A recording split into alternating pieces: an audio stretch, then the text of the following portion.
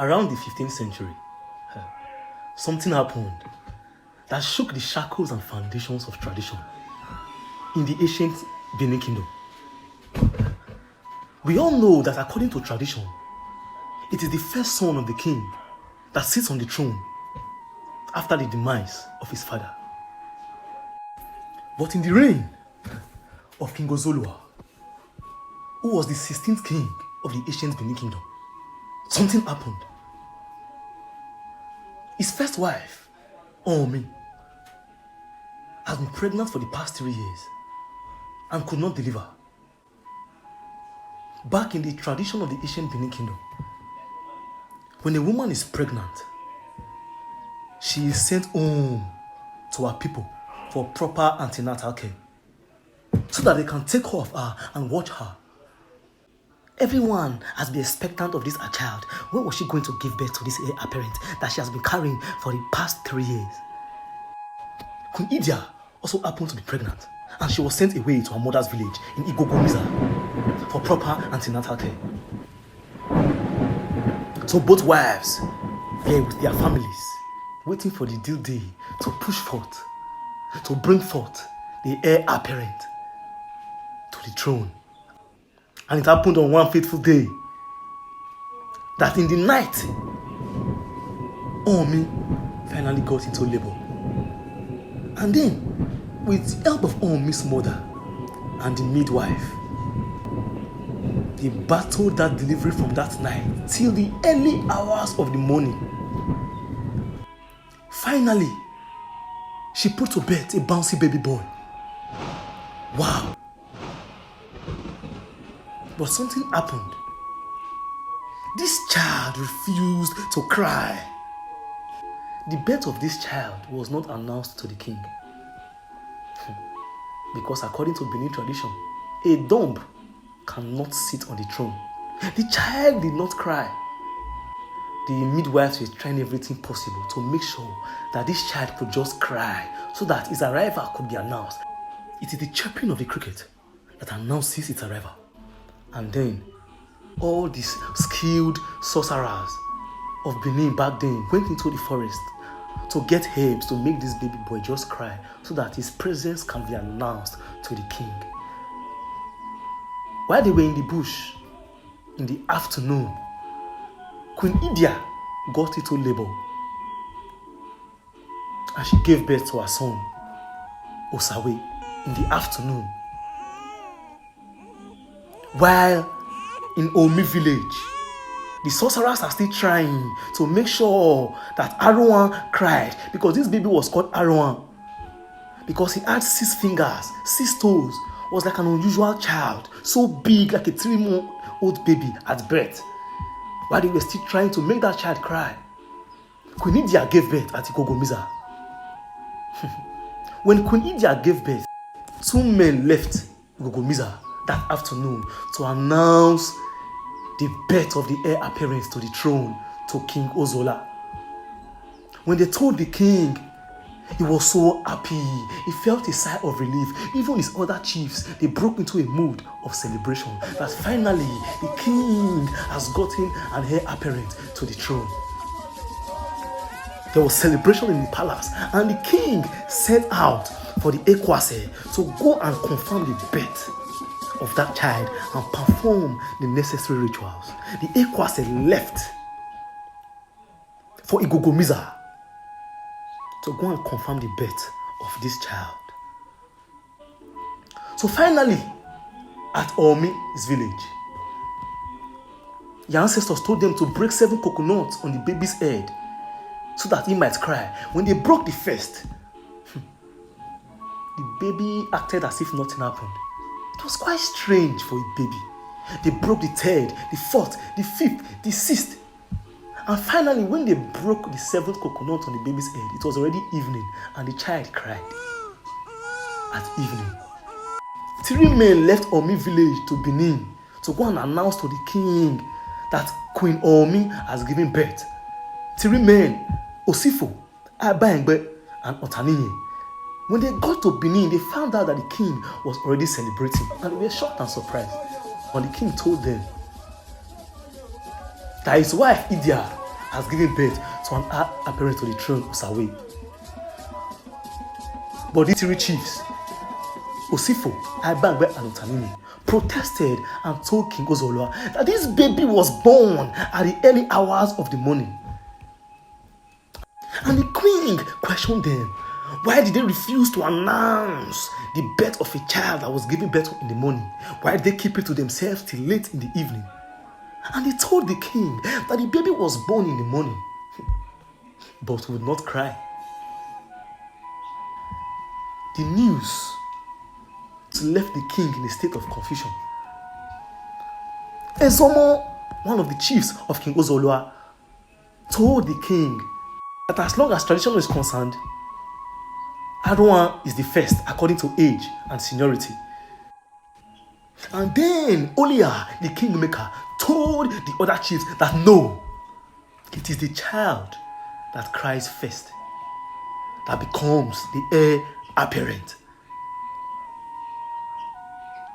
And finally, King Ozolua spoke and he said that it is the child that cries first that becomes the heir apparent, and that the necessary rituals has already been performed on Osawe. And then the chiefs that brought the news left in anger. They felt cheated. They felt that they have lost their only opportunity to produce the heir apparent to the great kingdom of Benin. The two wives finally returned to the palace. When the two wives returned to the palace, Aruan was already told by his mother that he has been cheated, that he is the senior. So that made him to have bitterness.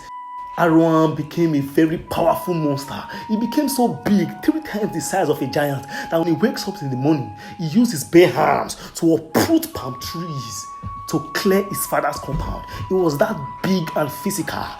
He even went to war back then for the ancient Benin Kingdom. Several wars that he conquered.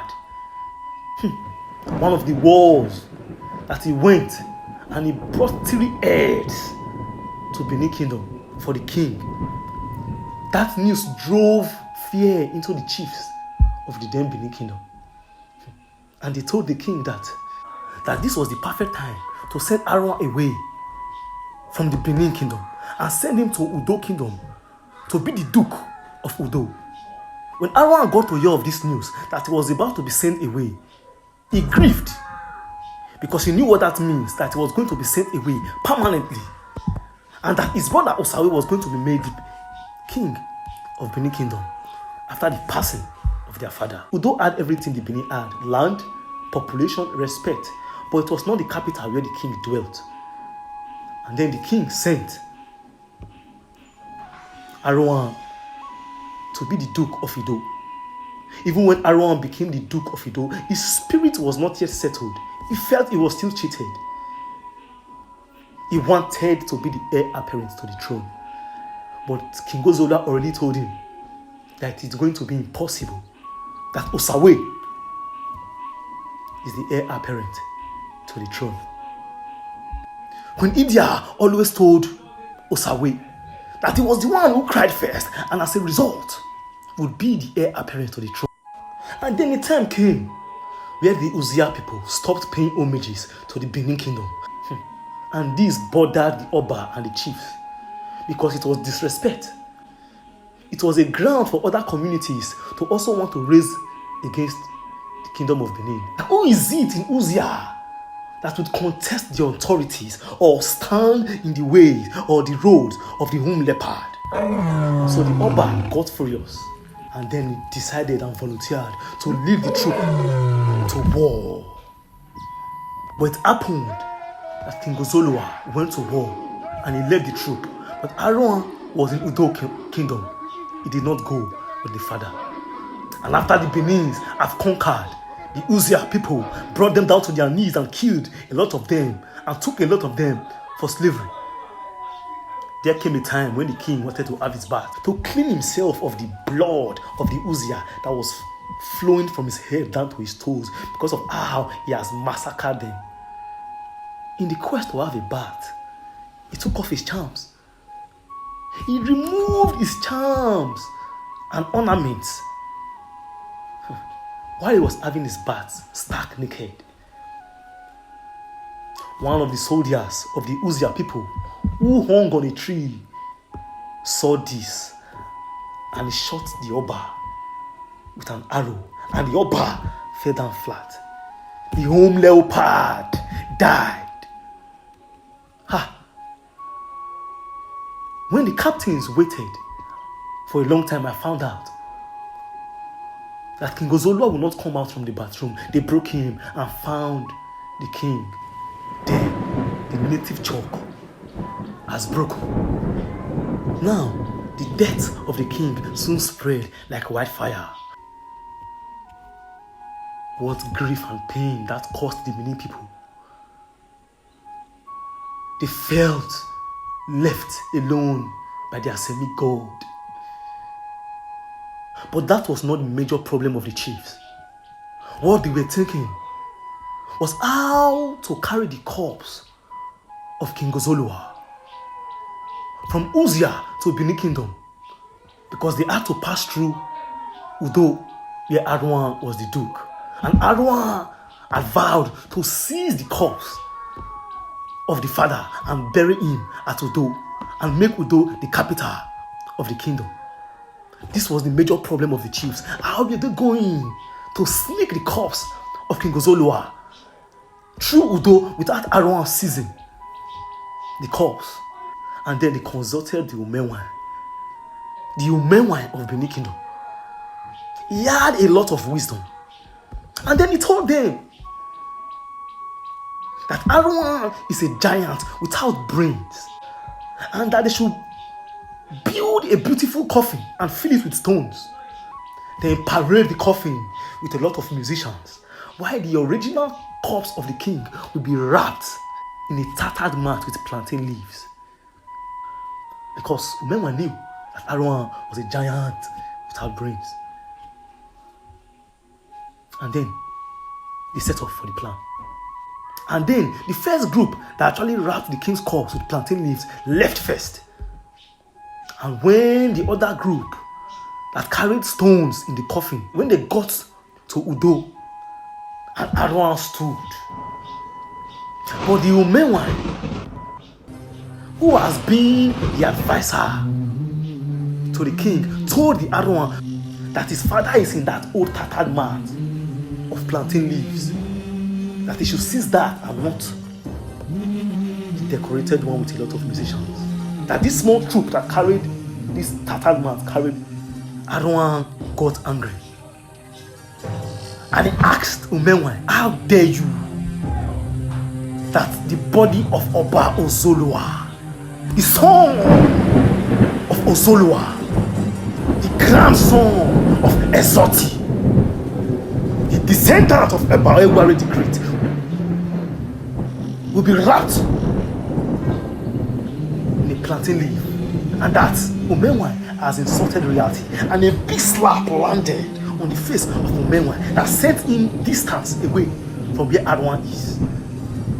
And then Arwan pounced on those carrying the coffin and seized the coffin from them and ran straight to Udo.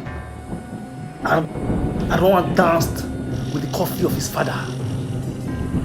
He jubilated, he celebrated with it. He didn't know that what he was carrying was coffin of stones, and that the original corpse was taken to Benin.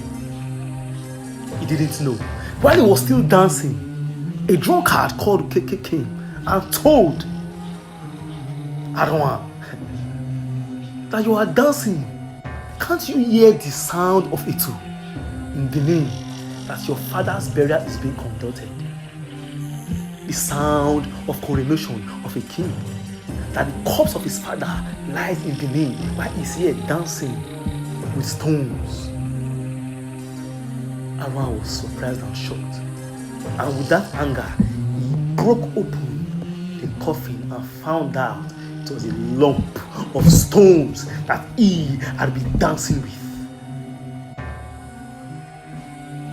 With that anger, he picked one of the stones and launched it towards Benin. History has it that stone flew past Benin and landed in Oka.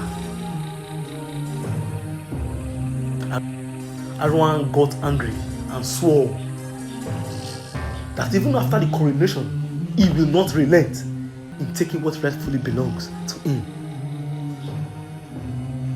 So now, he planned to take the throne from Osawe that was now crowned Oba Esigi. How is he going to achieve his feat? You will find out in part 2 of this story.